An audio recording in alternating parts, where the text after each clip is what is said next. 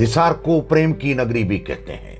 इतिहास की बात करें तो साल 1342 में राजकुमार तुगलक हिसार के गहन जंगलों में जब शिकार करने निकले, शिकार के दौरान बेहोश हो गए। तब उनकी मिजाज पुरसी करने के लिए गुजरी नाम की एक युवती ने मदद की और वो होश में आई। खूबसूरत गुजरी को देखते ही राजकुमार तुगलक को प्रेम हो गया। उसने विवाह का प्रस्ताव रखा, लेकिन गुजरी ने दिल्ली जाने से मना कर दिया। तो तुगलक ने उसके प्रेम में हिसार का किला और बागीचा बनवाया। यहीं से हिसार का नाम मशहूर हो गया और इस शहर की स्थापना हो गई। हिसार लोकसभा क्षेत्र के इतिहास पर नजर डालें तो यहाँ सबसे महत्वपूर्ण बात जो उभर कर आती है वो ये कि यहाँ कभी भी 2019 के चुनाव से पहले भारतीय जनता पार्टी का नामो निशान तक नहीं था। ये क्षेत्र देश की राजनीति के मिजाज से अपने उम्मीदवारों का चयन करता रहा। दिल्ली से जैसी आवाज सुनाई पड़ती है वैसे ही यहाँ के मतदाता का रुझान बदल जाता है। ये चुनाव क्षेत्र कभी किसी पार्टी के प्रति वफादार नहीं रहा, लेकिन यहाँ 1952 से अब तक जो चुनाव हुए हैं उनमें कांग्रेस पार्टी ने कई चुनाव जीते हैं। हालांकि ये चौधरी देवीलाल के वर्चस्व वाले इंडियन नेशनल लोकदल का इलाका रहा है। आइए 1952 से शुरू करते हैं। 1952 में पहली बार कांग्रेस पार्टी के लाला अंचित राम ने कांग्रेस पार्टी के टिकट से हिसार का लोकसभा चुनाव जीता। उसके बाद 1957 के चुनाव में ठाकुरदास भार्गव यहां से कांग्रेस पार्टी के टिकट पर विजयी रहे। 1962 में देश में समाजवादियों का थोड़ा बोलबाला शुरू हो गया था। उसकी आवाज को हिसार के लोगों ने सुना। 1962 में संयुक्त सोशलिस्ट पार्टी के मनीराम बागड़ी हिसार से चुनाव जीत गए, लेकिन बाजी फिर पलटी। 1967 में रामकिशन गुप्ता और 1971 में मनीराम गोदारा कांग्रेस पार्टी के टिकट पर चुनाव लड़े और जीते।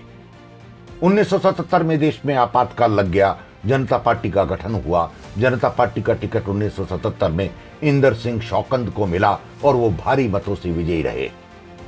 1980 में हरियाणा के तेज तर्रार नेता मनीराम बागड़ी जनता पार्टी का टिकट लेकर आए और जीत गए।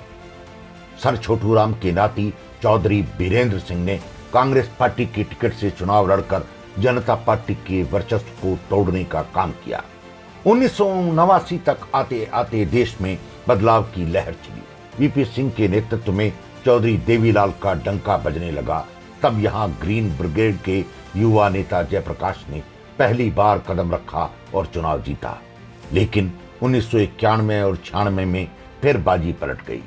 1991 में कांग्रेस पार्टी के नारायण सिंह ने बाजी मारी। इसी बीच हरियाणा के पूर्व मुख्यमंत्री बंसीलाल ने हरियाणा विकास पार्टी का गठन किया और जयप्रकाश ने हरियाणा विकास पार्टी से चुनाव लड़ा और जीता। 1998 और 99 में हिसार ने हवा का रुख फिर पहचाना। इन दोनों चुनावों में सुरेंद्र सिंह बरवाला इंडियन नेशनल लोकदल के टिकट से चुनाव लड़े और जीते।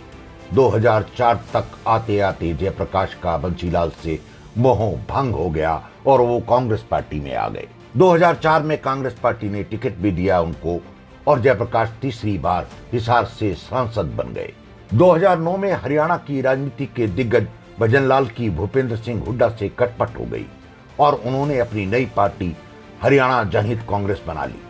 2009 के लोकसभा चुनाव में भजनलाल ने हरियाणा जनहित कांग्रेस पार्टी के टिकट से चुनाव लड़ा और जीत गए, लेकिन 3 जून 2011 को भजनलाल की अचानक मृत्यु हो गई और भजनलाल के बेटे कुलदीप बिश्नोई ने अपनी ही पार्टी हरियाणा जनहित कांग्रेस से हिसार का लोकसभा चुनाव लड़ा और जीत गए। इसी बीच ओम प्रकाश चौटाला के पुत्र अभय सिंह चौटाला और उनके दूसरे बेटे अजय सिंह चौटाला के बीच तनातनी हो गई। उनके पौत्र दुष्यंत चौटाला ने जननायक जनता पार्टी बना ली। वो इंडियन नेशनल लोकदल से अलग हो गए। दुष्यंत चौटाला ने मात्र 26 साल की उम्र में जननायक जनता पार्टी के टिकट पर 2014 का चुनाव हिसार से लड़ा और जीता। इसी बीच 2014 के चुनाव से पहले बहुत दिनों से भूपेंद्र सिंह हुड्डा की तिकड़मी राजनीति से परेशान और उपेक्षित चौधरी बीरेंद्र सिंह ने भारतीय जनता पार्टी का दामन थाम लिया। वो मोदी के सत्ता में आने के बाद केंद्र में इस्पात मंत्री भी बने। 2019 के चुनाव में चौधरी बीरेंद्र सिंह ने अपने बेटे ब्रजेंद्र सिंह, जो कि एक आईएएस अधिकारी थे, को हिसार से भारतीय जनता पार्टी की टिकट पर चुनाव लड़वाया और जितवाया भी।